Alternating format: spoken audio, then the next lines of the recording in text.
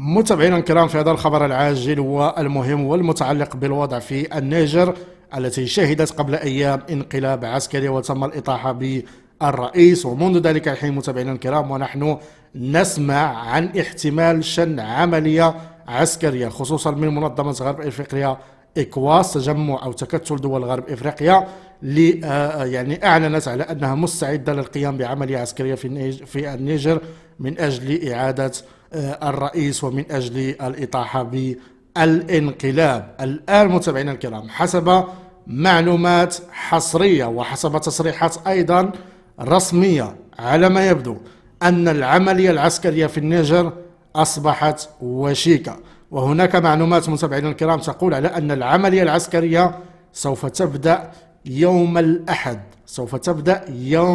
الأحد، من طرف تكتل أو منظمة دول غرب إفريقيا إكواس، اللي غادي تقوم أو سوف تقود هذه العملية العسكرية. الخطير بالنسبة لنظام حضارة الجزائر متابعينا الكرام، وهو أن هذه العملية العسكرية سوف تجلب لهم الويلات، كون حضارة الجزائر عندهم طبيعة الحال حدود مع النيجر، كون أيضا أن النيجر سوف تتحول إلى دولة غير مستقرة، خصوصا وأن نظام حضارة الجزائر وكما تعلمون في إطار العداء مع المغرب كانوا باغيين يدوزوا واحد أنبوب ديال الغاز من نيجيريا مرورا بالنيجر وصولا لحضارة الجزائر.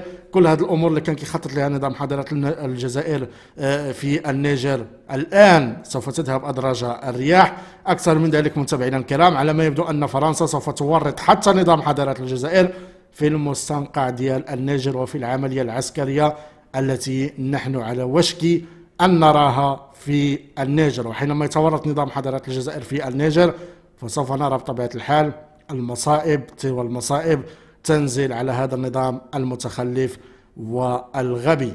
بالمناسبة متابعينا الكرام، فخلال الأيام القليلة الماضية كانت الطائرات العسكرية الفرنسية تذهب وتجول وتسرح وتمرح فوق الأجواء ديال حضارة الجزائر بكل أريحية في اتجاه بطبيعة الحال النيجر. تذهب إلى النيجر وتقوم بنقل سواء كانت معدات عسكرية، وتقوم أيضا بإجلاء الفرنسيين وبإجلاء المواطنين ديالها من النيجر، لكن يقال على أن فرنسا هي التي سوف تقود هذه العملية العسكرية، وإن كانت بطريقة غير مباشرة.